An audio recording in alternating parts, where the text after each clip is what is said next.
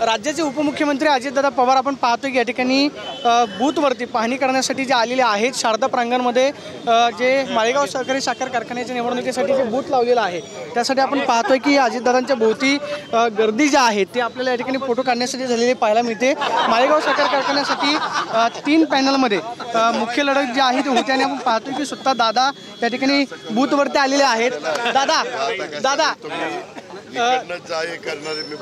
विरोधक सुद्धा तुमच्या बरोबर आज फोटो काढतायत म्हणजे आज तसं नाही रे बाळा, आम्ही आमचे जरी वेगवेगळे आम्ही पॅनलमध्ये असलो तरी शेवटी सगळ्यांशी चांगले संबंध ठेवणं ही महाराष्ट्राची संस्कृती आहे। यशवंतराव चव्हाण साहेबांनी पण त्या काळामध्ये सगळ्यांना बरोबरीने जायचे।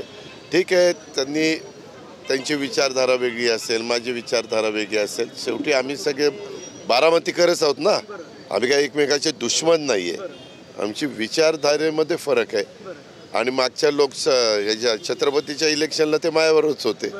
छत्रपतीला जे मी पॅनल केलेलं होतं ते बरोबरच होते, त्याच्यावर ते चालत आजच निकाल लागलाय म्हणायचं का? चेअरमन पदाची गाडी पण तयार आहे।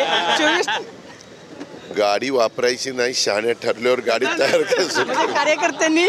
कार्यकर्त्यांनी तुमच्या नावासमोर चेअरमन पदाचा बोर्ड लावलाय म्हणजे आजच गुलाल दादा नाही। अभिजित आमचा आहे, सर्जेराव तात्यांचा मुलगा, त्या अभिनी जरा उत्साहाच्या भरात केलं, मी बघितलं ते। जरा कधी कधी कार्यकर्त्यांचा उत्साह असतो, आपण समजून घ्यायचं असतं की कार्यकर्त्यांचा उत्साह असतो तो आपण समजून घेतला पाहिजे अशी प्रतिक्रिया अजित पवारांनी दिल्यास पाहायला मिळते। कॅमेरा पर्सन विशाल सोनी, प्रदीप कापसे, TV9 मराठी, बारामती।